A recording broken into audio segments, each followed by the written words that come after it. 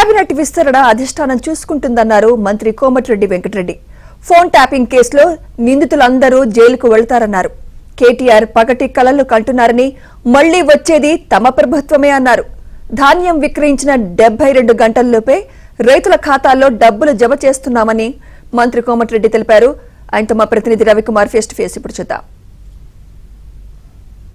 రాష్ట్రంలోనే మొట్టమొదటిసారిగా యాసంగి ధాన్యం కొనుగోలు కేంద్రాన్ని నల్గొండ, ఆర్జాలబావితో పాటు తిప్పర్తిలో ధాన్యం కొనుగోలు కేంద్రాలను మినిస్టర్ కోమటిరెడ్డి వెంకటరెడ్డి ప్రారంభించారు. మనతో మాట్లాడేందుకు మంత్రి గారు ఉన్నారు. సార్ చెప్పండి, గత వానాకాలం సీజన్లో ముంబై నల్గొండ జిల్లాలో మొట్టమొదటిగా ధాన్యం కొనుగోలు కేంద్రం ప్రారంభించారు. రికార్డు స్థాయిలో కూడా కొనుగోలు విక్రయాలు కూడా రైతులకు డబ్బులు కూడా అందించడం జరిగింది. ఈసారి ఎట్లా ఉండబోతుంది? రైతులకు సూచన చేస్తారు. పోయిన సంవత్సరం కూడా ఇదే ఆర్జాలపై గొల్లగూడెం PSCSలో ప్రారంభించి రాష్ట్రంలో మొట్టమొదటిసారి కొత్త నల్గొండ జిల్లా స్టేట్లో ఫస్ట్ నెంబర్ 1 స్థాయిలో హైయెస్ట్ ధాన్యం సేకరించిన జిల్లా ఇది. అతి త్వరగా ముగించింది కూడా నల్గొండ జిల్లానే. లేకుంటే ఏమాత్రం ఆలస్యమైనా దాదాపు 4 లక్షల ఎకరాల పైన పోయిన సంవత్సరం పంట వరి వేసినాం. ఈసారి అది 5,02,000 పెరిగి 5,08,000 పెరిగింది. 1,06,000 ఎకరాల్లో పెరిగింది. పోయిన సంవత్సరం నెంబర్ 1లో ఉన్నాం.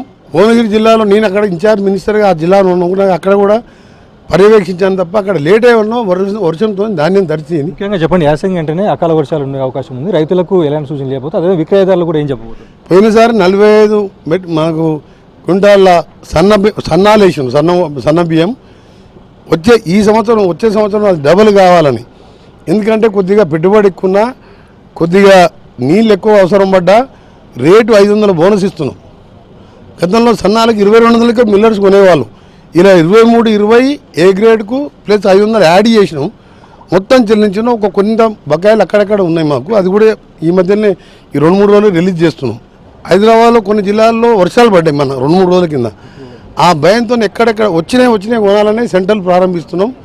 ఇవాళ నా చేతుల మీదుగా 2 ప్రారంభించాం. రేపటికెళ్ళి జిల్లా కలెక్టర్ గారు అన్ని సెంటర్లు ఓపెన్ చేస్తాం. నల్గొండ, నాగరికల్, దేవరకొండ ఎక్కడ ప్యాడీ చేతికి వచ్చిందో 48 గంటల్లో పేమెంట్, మ్యాక్సిమం అంటే 72 గంటల పేమెంట్. ఇంకా చేయవలసిన చాలా కార్యక్రమం ఉన్నది. కానీ 10 ఏళ్లలో 100 ఏళ్ళు విధ్వంసాన్ని సృష్టించిన అప్పులకు వడ్డీలకే 6,000 కడుతున్నాము. అసలు 6,000 కడుతున్నాం. మాకు వచ్చే 18,000 కోట్ల ఆదాయంలో 6,000 కోట్లలో జీతాలు సరిపోతలేవు. పెన్షనర్స్కు పెన్షన్ ఇవ్వడానికి డబ్బులు లేని. ఆ విధంగా కాళేశ్వరం పేరు మీద అప్పులు తీసుకొచ్చి అది నీళ్లు లేకుండానే 1,50,2 మెట్రిక్ టన్ ధాన్యం పండించినాం. కాళేశ్వరం, అన్నారం, సుందిలో భారీ నీళ్ళు ఆపలే.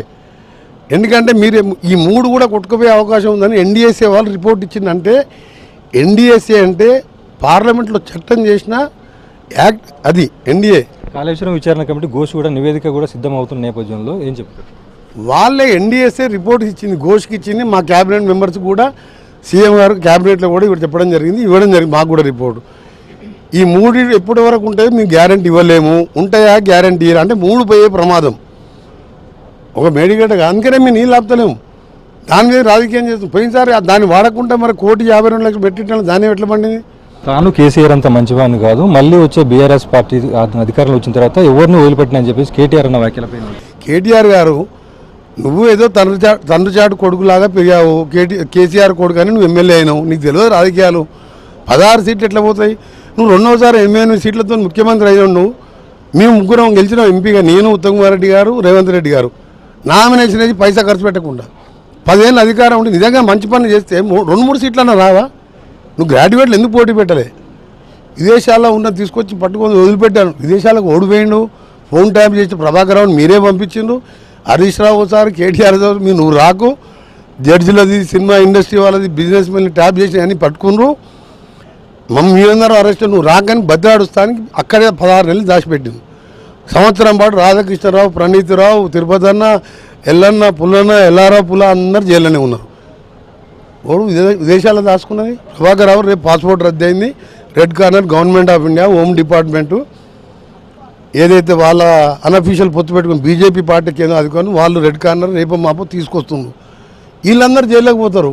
ఈయన గవర్నమెంట్ వచ్చే పగటి కళలు కనకు. KTR పగటి కళలు నిజంగా గవర్నమెంట్ ధైర్యం ఉంటే నువ్వు ఎందుకు మన గ్రాడ్యుయేట్లో కౌన్సిల్లో గ్రాడ్యుయేట్ ఎమ్మెల్సీ పోటీల్లో క్యాండిడేట్ ఎందుకు పెట్టలే? దానికి సమాధానం చెప్పు. నీ గవర్నమెంట్ రాదు, నీ పార్టీ ఎప్పుడైతే నువ్వు TRSకి వెళ్ళి BRS మార్చుకున్నావో నీ పార్టీ స్టోరీ ముగిసింది. సన్న బియ్యానికి సంబంధించిన స్కీమ్ ఎప్పుడు 30వ తారీఖు రోజు ఆ పథకాన్ని హుజూర్నగర్లో ప్రారంభించాలని నిర్ణయించుకున్నాం. టెంటేటివ్ ప్రోగ్రాం రేపు తెలుస్తుంది. పేదవానికి 40 రూపాయల 50 రూపాయల కిలో బియ్యం ధనవంతులు తినేది, నేను తినేది, మా ముఖ్యమంత్రి గారు తినే బియ్యంతోనే తినాలే వాళ్ళని ఆ రోజు ఆ పథకం ఒక వరం లాంటిది. ఆ పథకం మన నల్గొండ జిల్లాలో ప్రారంభం కావడం పేదల పాళ్ళ వరంగా మారబోతుంది. ఉగాది శుభాకాంక్షలు. మొత్తంగా చూసుకుంటే ఇదే సన్న బియ్యానికి సంబంధించి ఉగాదికి ప్రారంభమై ఈ పథకం సూర్యాపేట జిల్లాలో ప్రారంభమవుతుంది. ఇది అందరికీ ప్రజల వరం లాంటిదని. అదేవిధంగా బీఆర్ఎస్ పార్టీకి సంబంధించినట్టు వ్యాఖ్యలు చేస్తున్న కేటీఆర్కు అసలు బీఆర్ఎస్ పార్టీకి అభ్యర్థులే ఎన్నికల్లో కరువయ్యారని మంత్రి కోమటిరెడ్డి వెంకటరెడ్డి చెప్తున్నారు. వీడియో లిస్టు మహేష్తో రవికుమార్, ఏబిఎన్ ఆంధ్రజ్యోతి, నల్గొండ.